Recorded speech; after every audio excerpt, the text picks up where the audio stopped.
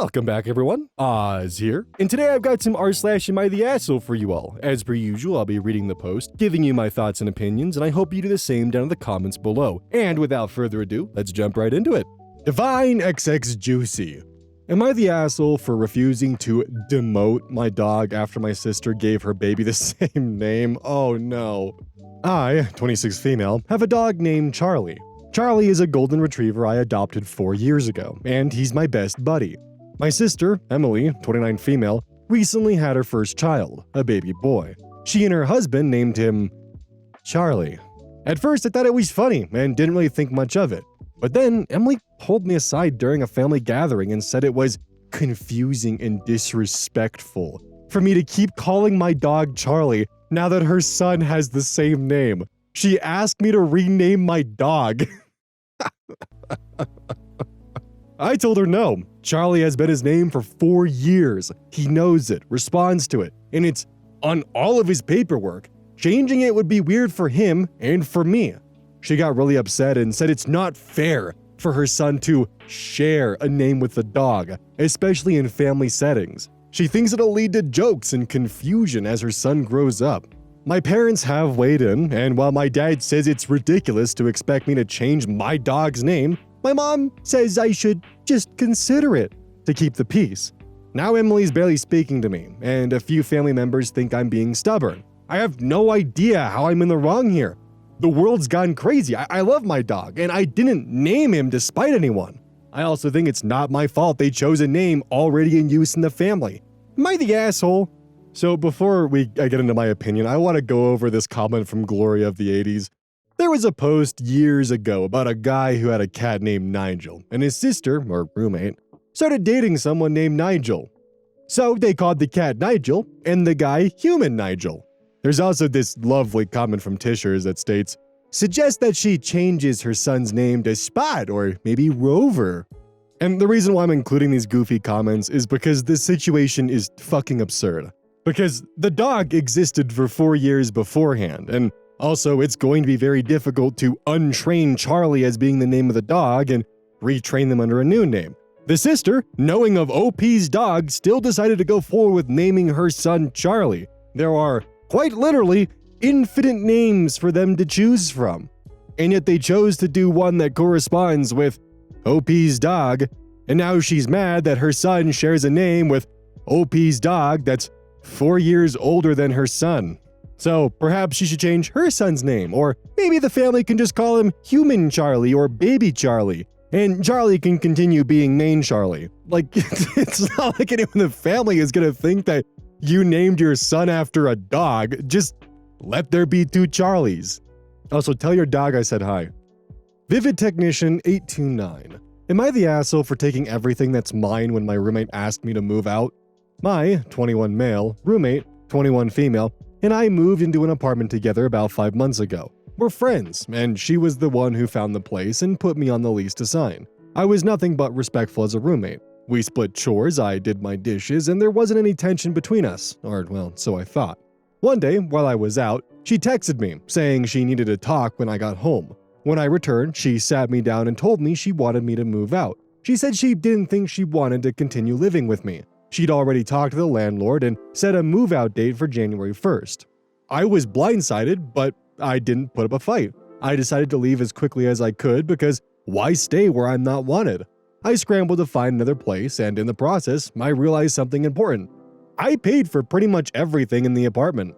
The plates, couch, TV, router for the Wi-Fi, which I also paid for, and all the cool stuff in the apartment were purchased out of my pocket. So I told her I'd be taking everything I bought when I moved out. She said, okay. On the day that I moved out, I rented a truck and took all my things. She wasn't home, so when she came back to the apartment, it was basically empty. She freaked out and started texting and calling me. When I answered, she went on a rant about how I shouldn't have taken everything, how bad the apartment looked now, and how was she supposed to explain the situation to her friends? I calmly reminded her that I'd told her I was taking the things that I bought, and she agreed. She'd hung up on me, but then started telling our mutual friends what happened. Now some of them are calling me an asshole for leaving her in a bare apartment, while others say I did the right thing, because it was all my stuff anyway. For what it's worth, I didn't leave her with nothing. I left the mini fridge, though I took the liquor that was inside. So I feel I was considerate enough. Am I the asshole? Definitely not the asshole. You were asked to move out. You stated plainly and clearly that you would be taking everything you had purchased out of your pocket, and you did, and they did not understand the repercussions of your statement. You have every right to be able to take your belongings out of the apartment that you purchased and that you paid for and that you brought there out of your own pocket. Be fucked up if you couldn't. I actually kind of do wonder now if she just thought that you would move in, pay for a bunch of stuff, and she would kick you out and you wouldn't just take your stuff with you. Especially if the move out date was so fucking close to when you were asked to move out. Part of me wonders if maybe she was hoping that you would just leave a bunch of stuff behind out of convenience. That is just kind of a theory though. Posted by a deleted account. Am I the asshole for saying yes to my boyfriend's public proposal and then turning him down in private? So my, 26 female, boyfriend, 28 male, and I have been dating for about 3 years. Things have been good, but I've been clear that I'm not ready for marriage just yet. I've told him I need more time to feel comfortable with such a big step. Well, a few weeks ago, we went to a big party hosted by his family for his dad's 60th. I noticed that he was acting a little nervous, but didn't think much of it.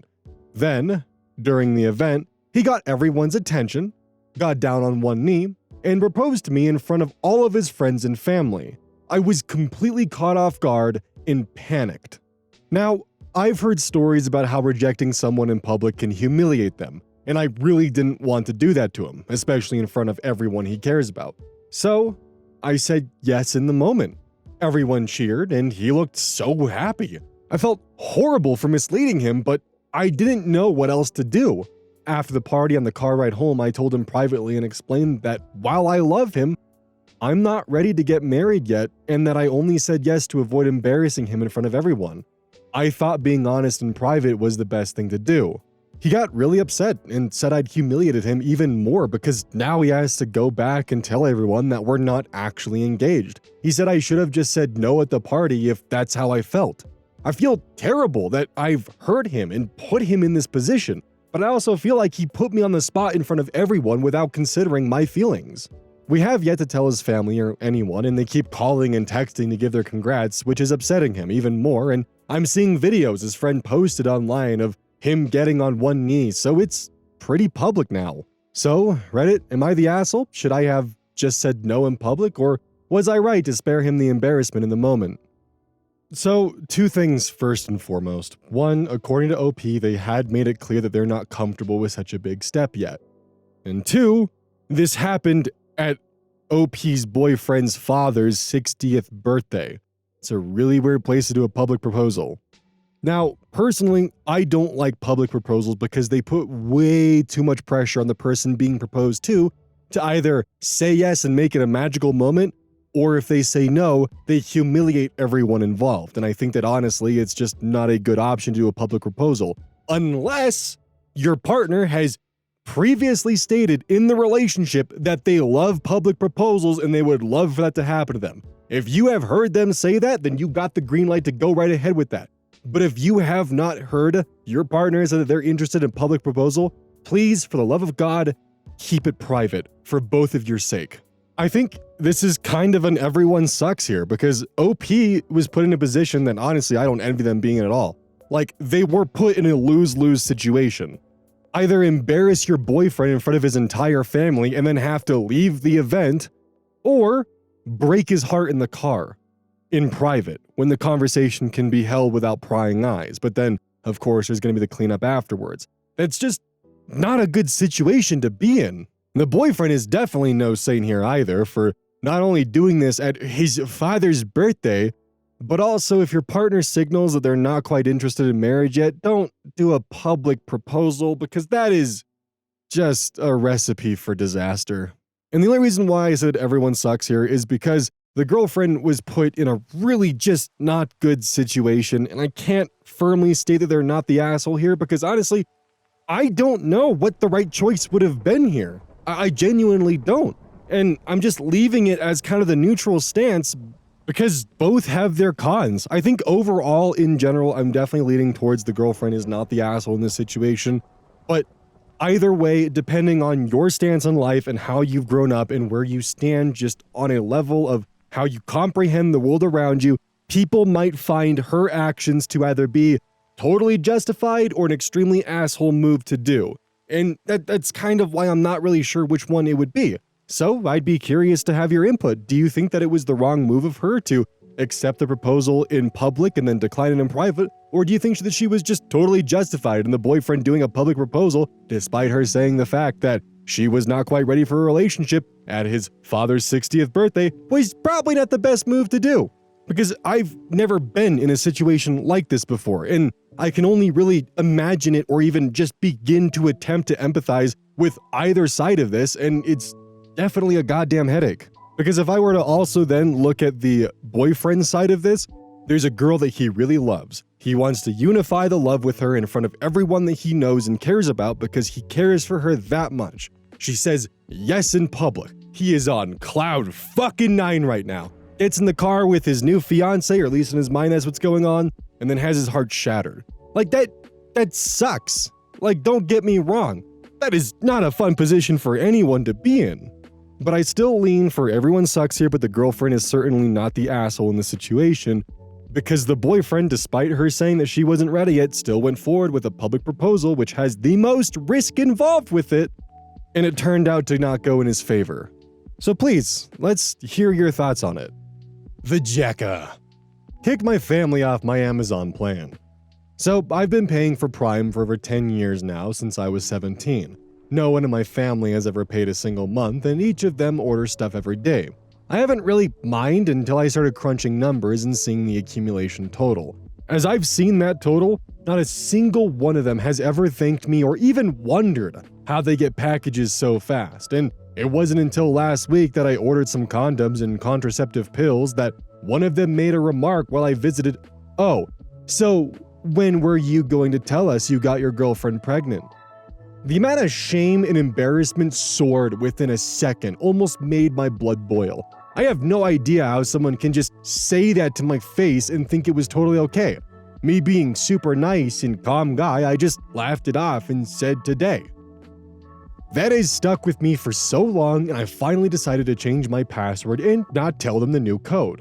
All of them are asking for the code, and even the person who said that statement to me. I simply said, "You've invaded my privacy, and no one has ever asked to help with the payments. Get your own account." It's been a few hours and no response. Starting to feel bad about it, but I felt like it had to be done. Am I the asshole? I mean, in the end, it's your account. You can do what you want with it. You were generous enough to let them use your account for over 10 years, and then they started commenting on your purchases and being snoopy and pretty much just fucking making a mockery of you for doing normal human things. So yeah, they invaded your privacy and they kind of made shitty comments about what you were ordering, and you had every right to kick them off the plan. If they can't afford like the $10 a month it costs for Amazon Prime, then it's on them. White Whale 9847. Am I the asshole for losing my shit and screaming at my girlfriend to get out of my house after what her stepbrother did? Girlfriend was over at my place 2 days ago. We're both 20. She has a stepbrother who's 23. Before this, I'd only met him a few times and he seemed like a regular dude. She asked if it was okay for him to come over for a couple of hours and I said, hey, why not? He said he would get booze and pizza, and my parents were away visiting relatives for the weekend, so I figured we could shoot the shit. I have a little sister who's 15. They came over and she stayed up in her room the entire time. We were all a bit tipsy and my girlfriend's stepbrother asked if he could use the washroom. I pointed him to the one down the hall. My girlfriend and I were preoccupied and didn't even realize how much time he was taking until we heard raised voices upstairs. We immediately went up to check what was going on and found my sister crying. Dude had gone up and instead of using the washroom, my sister's door had been ajar, so he apparently walked into her room. All details I managed to wrangle from my crying sister, by the way. She was taken by shock and was trying to stay calm, but he wasn't leaving. He was trying to chat her up. She told him to get the fuck out, and he closed the door behind him instead, which is why she started freaking out. She tried to get past him to open the door, and he grabbed her, but she managed to open it anyway. I'd reached the landing by then, so he backed off. Obviously, I was super fucking pissed. There was a lot of screaming going on, lots of accusations. We were all drunk except for my sister. And after getting the story from her, girlfriend's stepbrother was stuttering and deflecting. I'm pretty sure I threatened violence at some point. My girlfriend was trying to be the mediator. She said I had to calm down and couldn't fly off the handle based off word of mouth. But I was there. I saw my sister crying in panic. I know what she's like, and I know she wouldn't lie about something like this. Why would she? I told her stepbrother to get out of my house. Girlfriend kept saying we could sort this out and have a proper conversation, but I didn't see what conversation was there to be had. Eventually, she said, what if my sister was lying? In front of my sister's face. I asked her what on earth would make her think that, and she said she's a kid and could be making it up for attention. Like the title said, I lost my shit. I told her to get the fuck out, and afterwards she kept calling me, but I ignored everything. The dust has settled a little bit. I went over everything again with my little sister. She promised me it had happened the way she was telling me. She told me she was scared he was going to sexually assault her. My girlfriend texted me this morning saying I shouldn't have raised my voice like that and I scared her. I thought of apologizing then, but she still hadn't said a word about apologizing to my sister or addressing the issue with her stepbrother. I only replied that we had a talk, and she said there's nothing to talk about. There's no hard proof, in her words, and the stepbrother ended up doing nothing, so she told me she would deal with him, and I should drop it. I don't know if I'm the asshole for the way I handled this. Maybe if cooler heads prevailed, this silent treatment wouldn't have happened, and we could have discussed everything. I don't know what to do from now on either. I love that girl. I don't want us to be over, so I want some advice on where to go from here too. Now, real quick, there is a comment that has some importance to it that I feel should definitely be read before moving on to the update. This is from Buttered Crumpet 09. Quote, "Hey girlfriend, this isn't about you and your feelings. Your adult drunk stepbrother went into the bedroom of my underage teenage sister, shut the door behind him, and would not leave. The best thing that I could do was make him leave. Rather than being appalled and apologetic, you had the audacity to question whether my sister was being honest in front of her, at which point I lost my temper. How could you accuse her of that whilst seeing how upset she was? Even if you had doubts, that wasn't even vaguely the time or place. Since this happened, the only person you've cared about is yourself. You want an apology for me being angry and shouting, but not once have you apologized or asked about my sister. Again, this isn't about you, and I don't think this is going to work out since I want to protect my underage sister and you want to protect your feelings and your potential predator of a stepbrother. Am I sorry I raised my voice at you? Yes. But if ever a situation warranted it, it was then. And no, you've never seen me like this because I've never been in a position where a grown man shut himself in my sister's bedroom and made her afraid she was going to be SA'd. Now we're done, and there's nothing left to say." That's what I'd send to her. She's a shitbag, and I'd bet he's done this shit before. And as a recap, that was a comment Butter Crumpet left as to what OP should send the girlfriend. Update post. First off, thanks everyone who commented on my previous post, linked to the original. I tried to read as many comments as I could. I got some great advice. My girlfriend asked me yesterday if we could talk in person. I agreed. We met at a public park. She showed up already looking on the verge of tears. You/Buttered Crumpet 09, your comment was goated. I basically said it word for word to her, LOL. She let me speak and was silent for a long time before she said she was sorry for the way she had reacted. She told me she had been drunk and panicked and hadn't been thinking clearly, and was trying to stop it from becoming a fight. We discussed her stepbrother. She told me he has a weird streak and acts oddly sometimes. She told me he genuinely could have made a mistake and didn't mean any harm. I asked why he'd gone upstairs in the first place and why he'd shut himself in with my sister upon finding out he was in the wrong room. No answer. I asked how was she so sure he had no perverted intentions. No answer. Some of you suggested that the stepbrother might have had a history and even might have done something to her. I didn't outright say it, but I was implying it. I kept saying, what if he had gone further? What if he's assaulted someone before and you don't know about it, etc. I asked if there'd been incidents like this before, and how she could possibly downplay what happened. She didn't have anything to say, but again, at that point, she was too choked up to speak properly, so I didn't think she could have answered, even if she wanted to. Anyways, I wasn't there to listen to excuses or justifications, and I told her that. She asked me if we were over, and I said the only way we could move forward was if she apologized to my little sister, and then stopped all contact with her stepbrother. I just don't see a scenario where my sister feels comfortable around him again. She told me she didn't want to lose me, but she couldn't do what I asked from her. So I told her, yeah, we're done. My parents came back this morning, by the way, and like I said, they had been out of town at a relative's place. I hadn't told them about this over the phone. I just said an incident had happened and I would explain when they got back. My sister asked me to speak to them on her behalf, and I told them everything. My dad gave me a lot of shit, and rightfully so. He says he wants to speak to my ex's parents about this, let them know what their son did. Police here are about as useful as tits on a bull, but we discussed it and we're going to file a report / auto de noticia anyway. I highly doubt it'll go anywhere, but at least it'll be on record in the system. My sister is doing better. She was really shaken up. She asked if she could sleep in my parents' room or mine for a bit. We will probably arrange a therapy or counseling session for her and let her decide if she wants to continue. I'm going to take her bowling and then we'll get food. Just the two of us, so I can apologize on my part. I feel upset. I feel guilty, actually. I trusted my ex, and me being naive put my little sister in danger.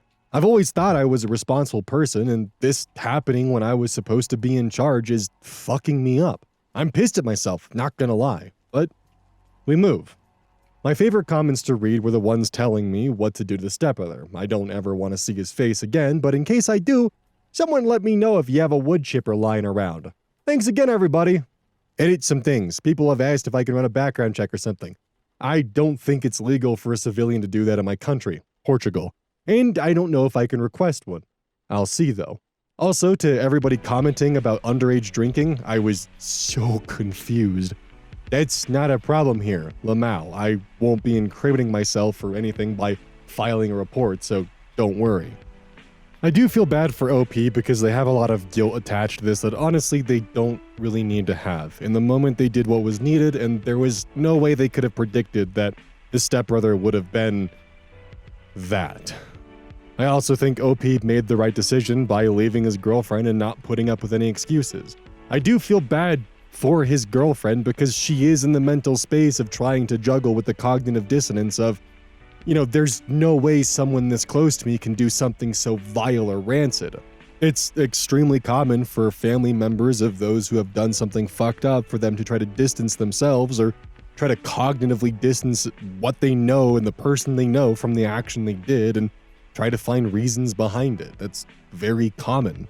I'm also by no means trying to say that her reaction was acceptable, especially with her trying to blame the younger sister.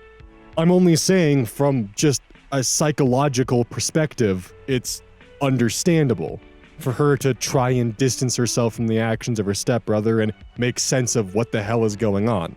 We are only human after all.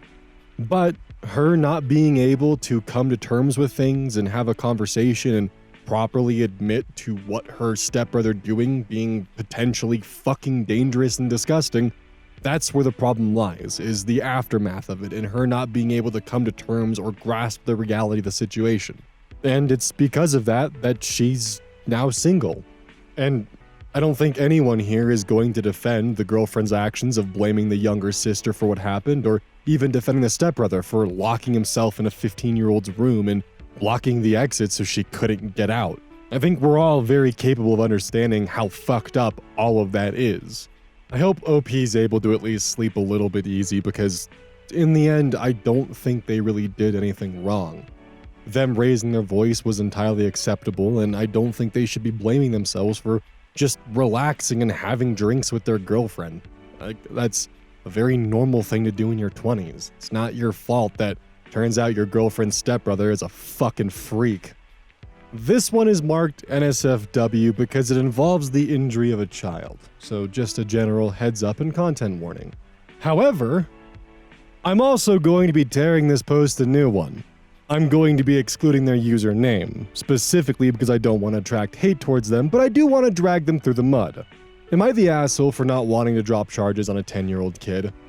Some background. My kids go to a school where over 90% of the student population are refugees/immigrants. We live in a neighborhood that is the same circumstances as my kid's school. Cut to yesterday.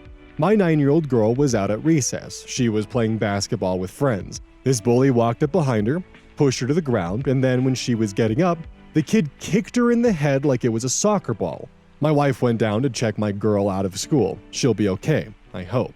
but she has scratches on the side of her face, a black eye, and it's swollen. School principal said he'd handle it. Later on, he called my wife and I separately and asked us to drop the charges because the student doesn't understand that what they did was wrong. I told the principal that if the school isn't going to discipline the bully, I will call the police department and file charges. Am I the asshole for not wanting to drop charges on a 10-year-old kid? Edit, no, I'm not racist. The principal/school administrator uses the fact that they are refugees and immigrants to excuse their behavior and actions all too often. Principal is retiring at the end of this year.